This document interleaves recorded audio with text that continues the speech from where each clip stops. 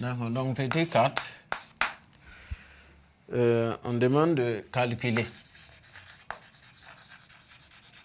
les limites suivantes. Il y a deux limites. La première limite, c'est lorsque x tend vers plus infini, de x ln de 1 plus 1 sur x. D'accord, donc on va transformer un peu notre fonction.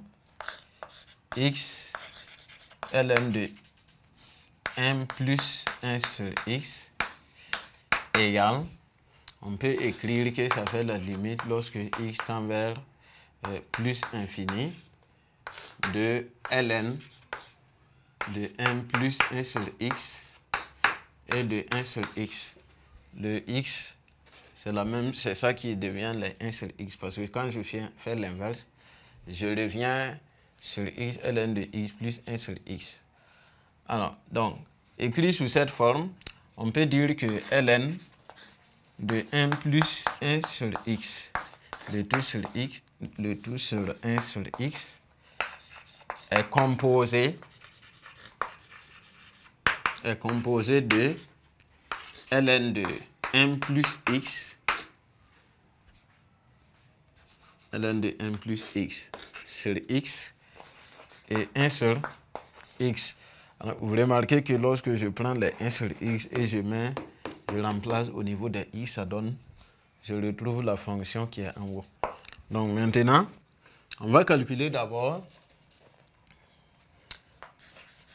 la limite lorsque x tend vers plus infini de 1 sur x.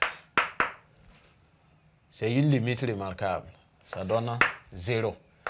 Ensuite, la limite lorsque x tend vers 0 de ln de 1 plus x sur x, ça donne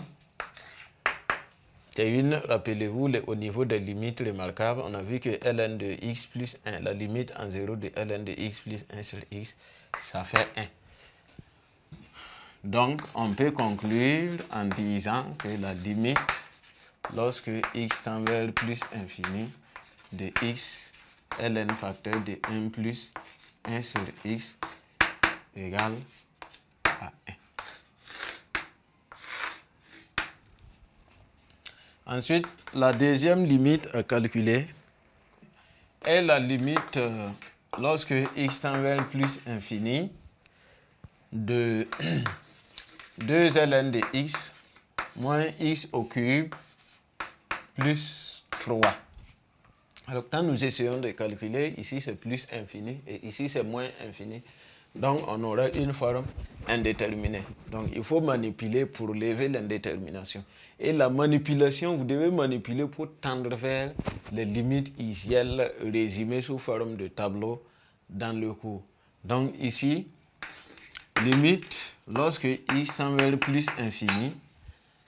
Alors, nous savons que la limite en infini de ln de x sur x à la puissance alpha, ça donne 0. Donc, nous allons faire apparaître ln de x sur x à la puissance alpha.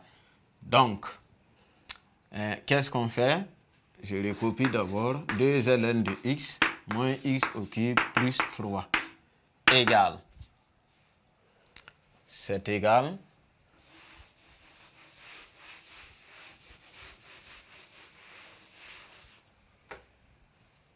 à... Donc, je vais factoriser par x, à partir d'ici, par x au cube. Donc, limite, lorsque x tend vers plus infini, de x au cube, x au cube. Ensuite, ici, il n'y a pas de x au cube, ça devient 2 ln de x sur x au cube. Ensuite, ici, il y a 1. Je peux garder mes 3 ici. Donc, et on essaie de voir. Alors, ici c'est 0. Ici, ça fait plus infini. Donc, tout ici fait moins 1 et ici 3. Donc, la forme indéterminée est parfaite. Donc, on a la limite lorsque x tend vers plus infini de x au cube donnant plus infini. La limite de 2 ln de x sur x au cube égale à 0. Donc, la limite lorsque x tend vers plus infini de tout ça, 2 ln de x moins x au cube plus 3 égale simplement plus infini fois moins 1 plus 3, ça fait moins infini.